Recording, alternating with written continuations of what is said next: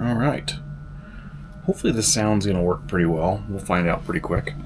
Welcome to Foley, my new home. I'm going to do a quick inside tour, and then we can talk about the outside later on. So this is actually the bed, but I have it folded up in what I call couch mode.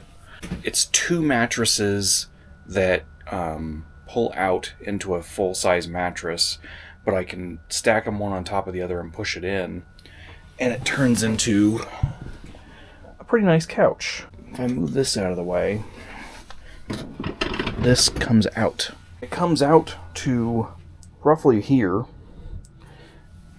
and makes a full-sized bed. But during the day, I've kind of figured out that it's just easier if I push this in and turn it into a couch. It gives me a little bit more walking space and workspace. I put a monitor in for editing, so this is kind of my workstation when I'm editing footage. Stool. I'm probably going to get some kind of foldable table to put my computer more in front of the couch so that I can sit more comfortably, because the stool's not super comfortable. Storage space. Have a whole bunch of different stuff. This is actually all of my motorcycle gear, camping gear, backpack, all of that stuff. All of my silverware and some of my breakfast stuff. These are all clothes. This is all of my clothing that I have with me. This is all of my electronics and camera gear. Up here, miscellaneous, it's like my DOP kit and toiletries and sunscreen and stuff like that. This is all my cooking stuff, pots, pans, dishes. And then this is like my pantry. So this is my food storage for everything that doesn't need to be refrigerated. My fridge. Everything up in this bit is basically power stuff. So inverter. I have the equivalent of two 12-volt car batteries in lithium battery storage. It's like 188 amp hours. So lots of power storage if I need it. This is a Wi-Fi booster so that I can stay connected on internet. Power adapter. I have another one here that's running most of this stuff.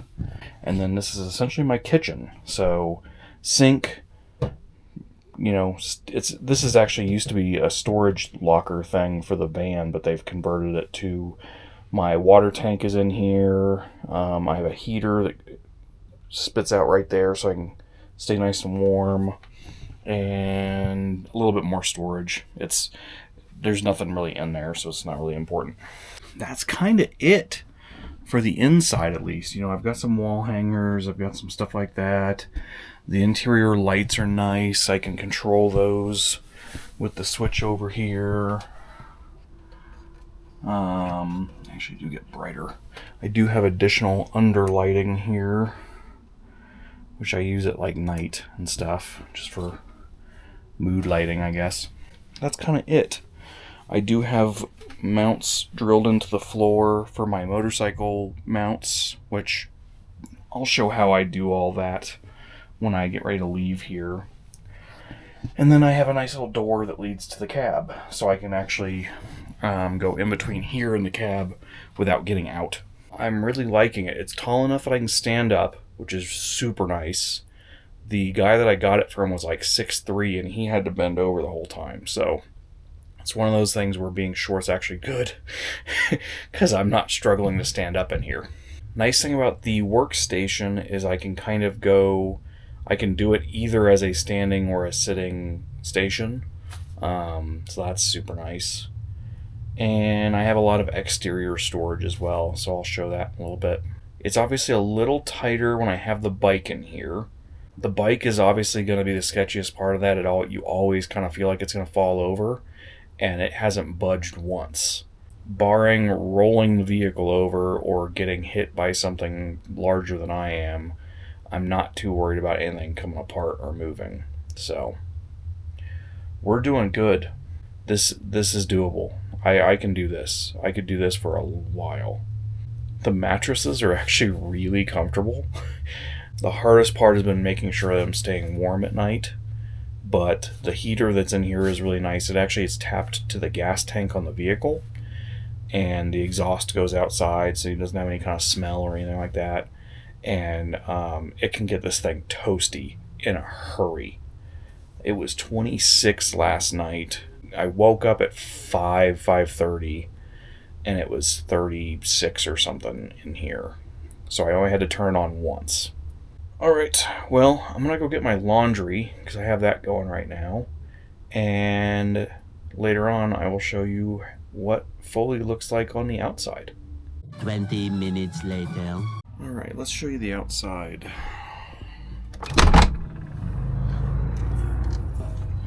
Here's Foley in all their glory. And again, it's just a Verizon work truck that has been rebuilt into a van. I had this awning mounted. It was not on there already. It's from Overland Vehicle Systems. It's called their Nomadic awning. And what's really neat is it covers my entire passenger side all the way around to the back. I actually had to take the awning down the other day because it was so windy. It does pretty good. It's rated supposedly up to about 40 miles per hour, but I wasn't going to test that because that wouldn't be fun. I have hookups for shore power. I have a bunch of external storage. My water tank is in here, along with the heater and all of that stuff. It doesn't need much. I have 200 watts of solar on the roof, which I can't really show you. What's nice is I have these storage boxes spread around, you know, so I've got a big one here, I got one here, and that lets me put various things that I need in them. So like my weights for the awning, my chair here. The other side I store the cables and hoses for shore power and my water hose and all that stuff. And one of the things that I really kind of like about it is it doesn't look like an RV. It looks like a work van or a work truck. And that's great. Because if I needed to stealth camp, I really could. So, I'm still here in Flagstaff. It's the day after Christmas. I'm going to go down towards Death Valley from here and spend about a week down there. Over by Joshua Tree, spend about a week and a half there. I'm just kind of working my way back around the southwestern part of the United States until I need to go back towards Colorado, which won't be until the end of February. So, it's peaceful. I had a nice peaceful night last night for Christmas, and really can't complain about anything. It's pretty great to be able to base camp and not have to worry about where I'm going to plug a computer in or how am I going to sleep that night if my sleeping mat goes flat.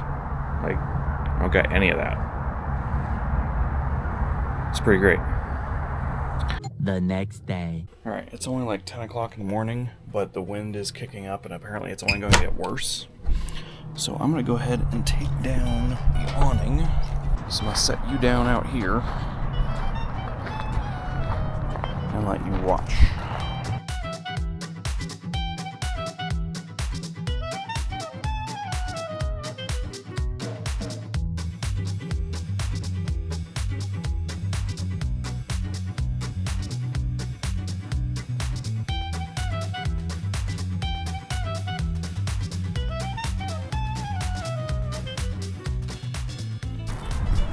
Tenere.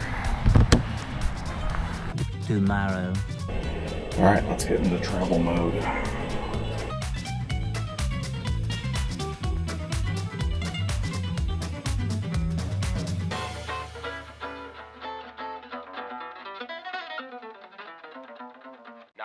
Alright. So these are my mounts. But these are the bike binders.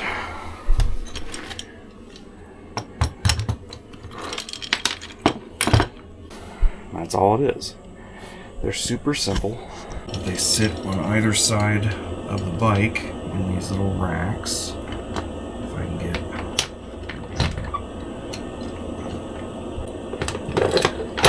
And it cams over your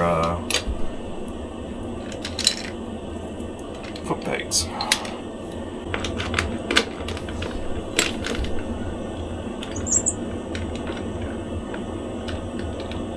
And to be honest, putting the bike in here is almost just as easy. Definitely the sketchiest part of it is getting the bike in on the ramps. There's travel mode. I'll clean some of this little stuff up. Basically just everything is moved out of the way so that it won't fall over. We're ready to go.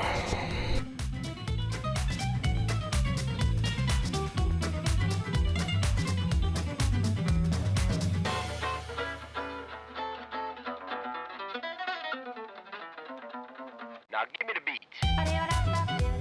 Alright, she's in. That was not as smooth as it's gone, but it worked. I'm not quite centered, but that's alright. So if you look, it's just that. And if I come around to the back here, you can see it just hunkers the bike down and holds it centered. So,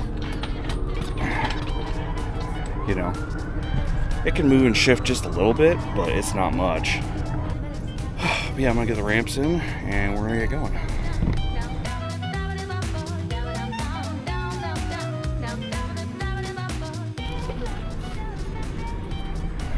I didn't have my bags on before, so stuff isn't quite going in the way it usually does.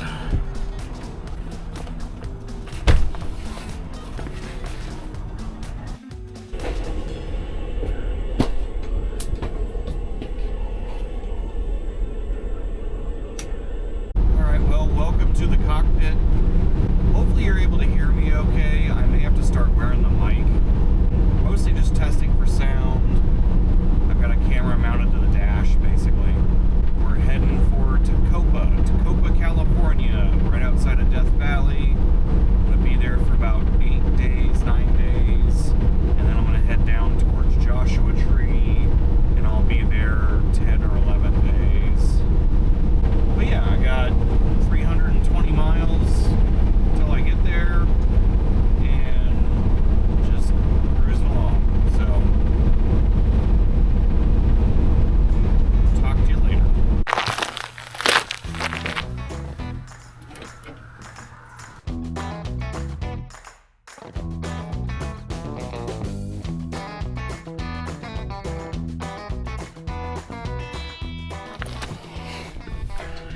Put you right in front so you can actually see how the mounts work.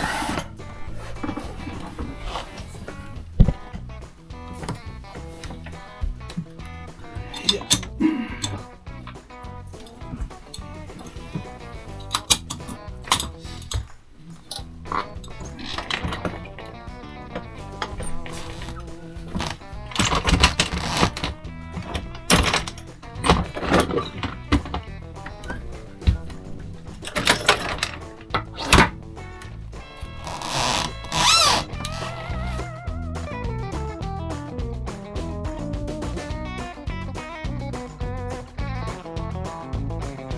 Another successful unloading where I didn't drop the bike.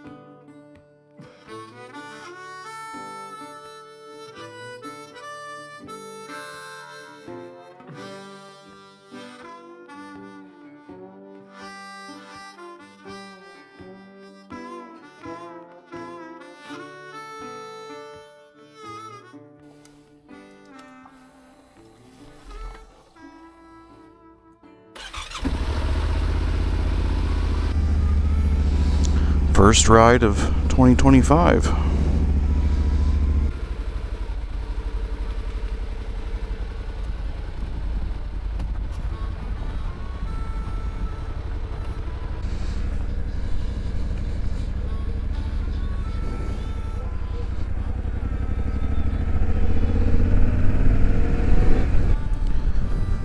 But yeah, we're gonna go top off in Shoshone and then go do the Ibex Dunes portion of the California BDR.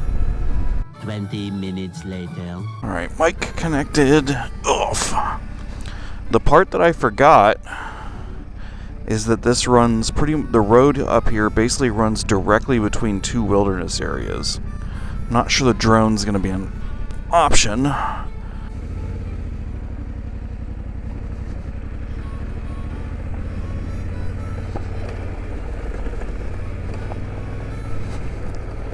What sucked is this was a ton of fun,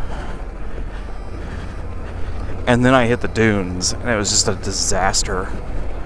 But what I have heard is apparently the dunes, apparently this entire area, can vary pretty wildly year to year on conditions.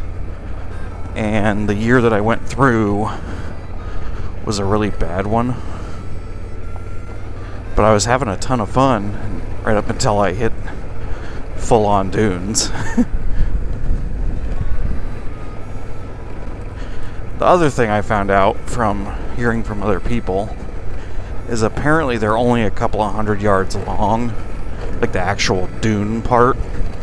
So if that's the case, then, you know, I'll power through it.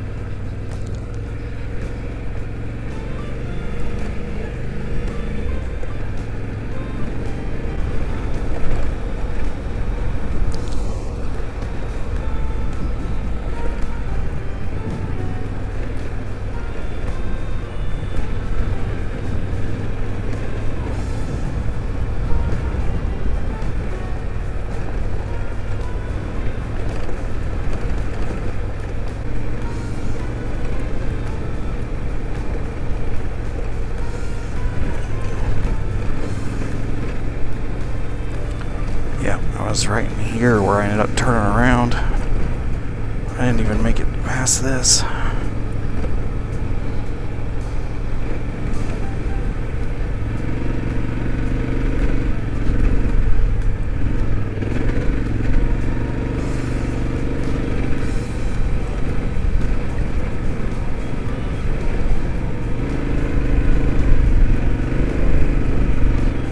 Jesus, that's deep.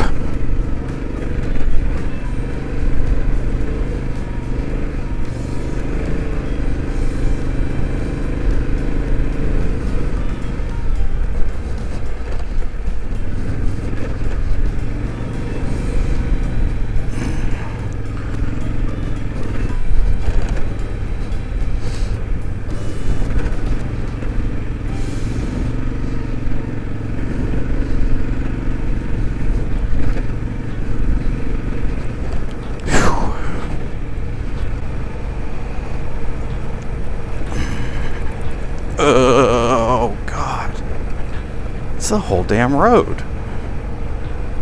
What happened? Who hurt you?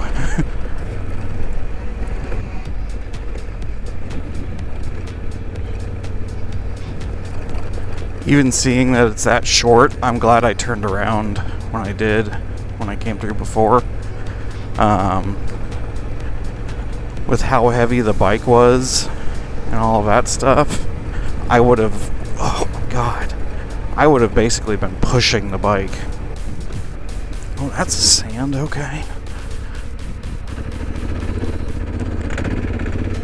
A little too low of a gear, but, or too high of a gear. But Tenere gets it done.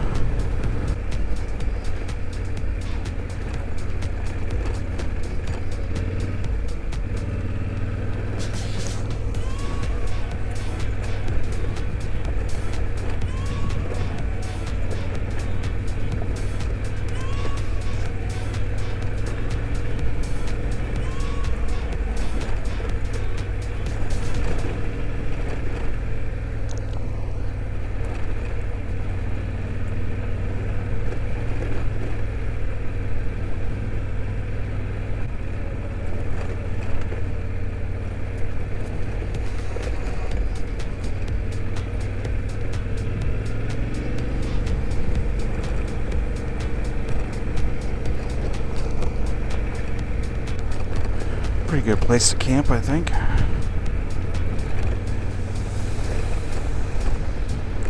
I don't know that he realized that road went through, because the look he was giving me was confusion.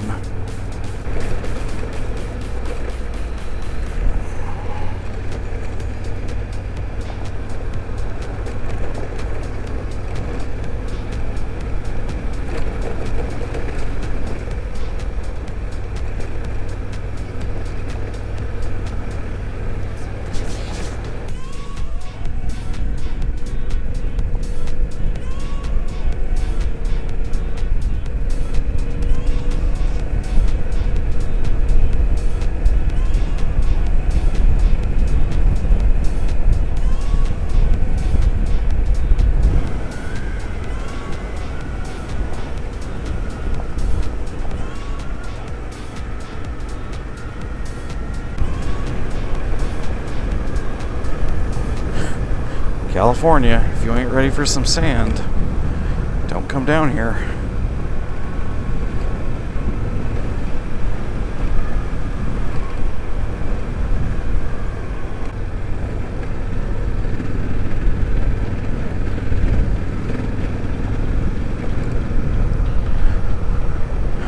I know that this spits me out onto Badwater Road, so I know where it's gonna take me. Oof. That was a bad line.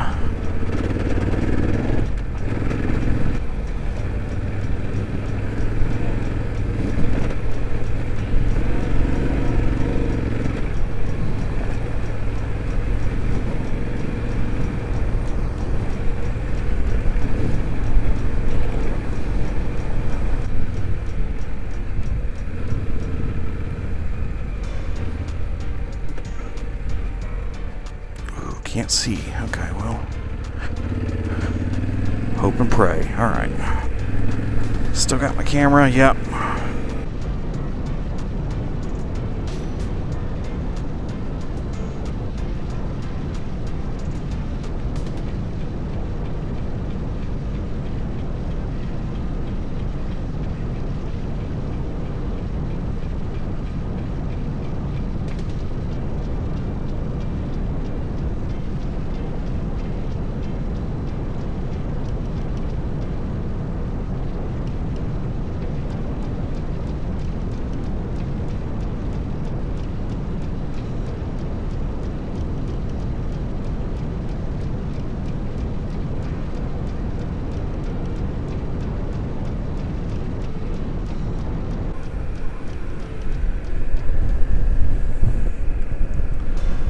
Hopefully it's still recording. Probably is.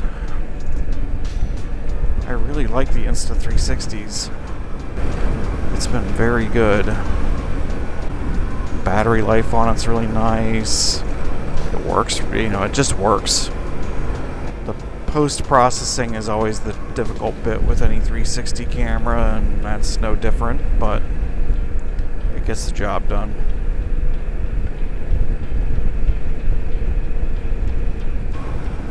Flat light, can't see terrain.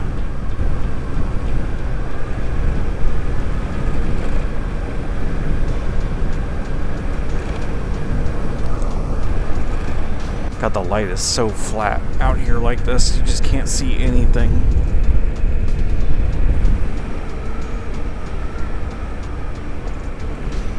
Just trying not to hit a big terrain feature at speed that I don't see.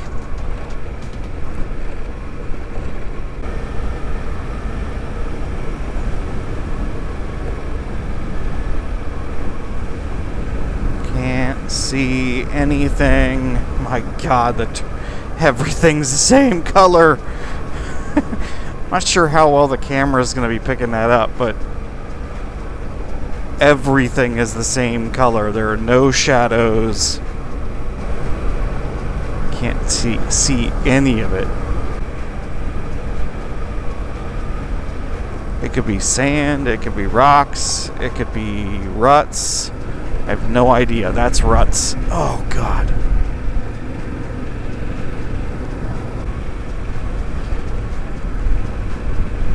No idea. Totally blind. Sand.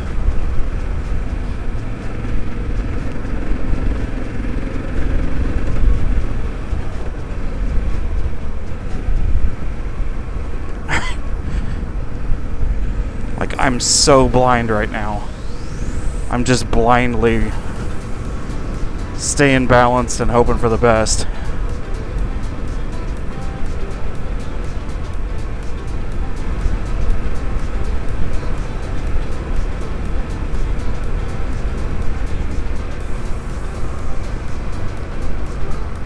It's just all flat light. I can't see anything. All I'm doing is staying balanced and staying with it. Oh, that's full on dunes. And letting the bike track.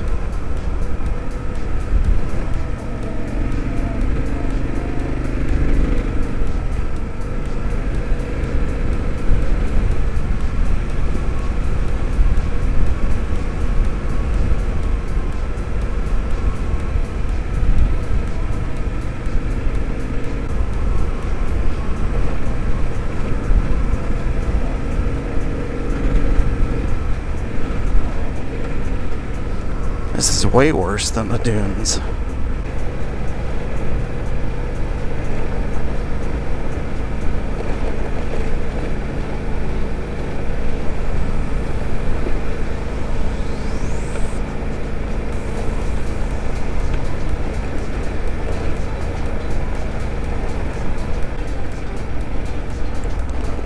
Once I hit the paved road, I will pull down the 360. I'll probably just turn all the cameras off because you don't care about pavement. And that'll be it for the loop.